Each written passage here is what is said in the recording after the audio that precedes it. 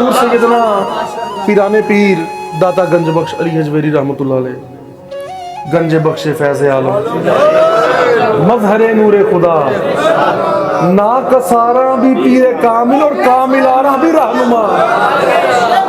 آپ فرماتے ہیں کہ اللہ نے اجسام کو، جسموں کو پیدا کرنے سے 7,000 سال پہلے ان کے قلوب کو، دلوں کو پیدا کر دیا تھا عالم میں، اور دلوں کو پیدا کرنے سے 7,000 سال پہلے روحوں کو پیدا کر دیا تھا، اور روحوں کو پیدا کرنے سے 7,000 سال پہلے ان کے باطن پیدا کر دیے تھے، باطن۔ اور فرماتے ہیں کہ اس باطن پہ اللہ روز 360 بار اپنی تجلیات فرماتا تھا باطن پر۔ اب یہ نقطہ بڑا لطیف آئے گا آگے۔ اور اللہ تعالیٰ اپنی صفت ظاہر سے باطن پہ تجلی فرماتا تھا،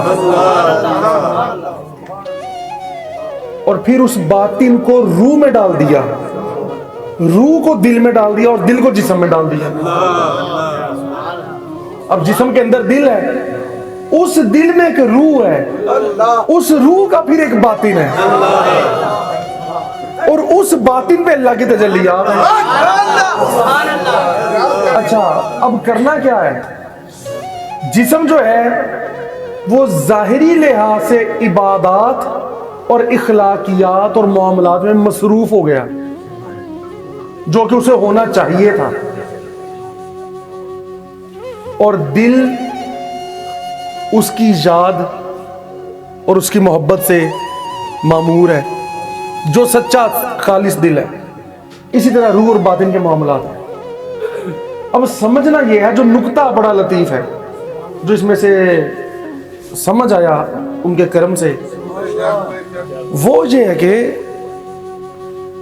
اللہ نے باطن پہ، جسم سے پہلے دل، دل سے پہلے روح، روح سے پہلے باطن، باطن پہ اللہ نے صفت ظاہر سے تجلی کیوں فرمائی؟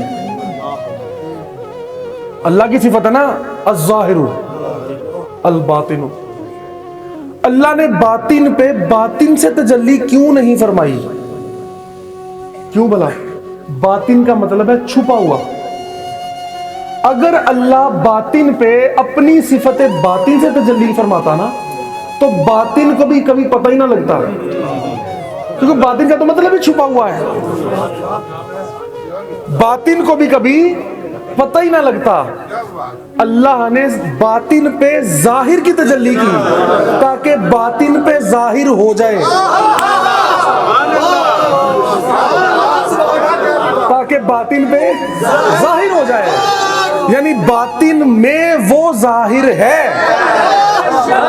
اگر وہ باطن میں باطن ہی ہوتا تو پھر تو پتہ ہی نہ لگتا، کبھی یہ راز کھلتا ہی نہ، کیونکہ وہ سب سے بڑا باطن تو اللہ ہے، وہ چھپنا چاہے تو ڈھونڈ کو ہی نہیں سکتا، تو اس نے خود ہی صفت ظاہر سے تجلی دی کہ میں خود ظاہر کرتا ہوں لیکن کروں گا باطن پہ۔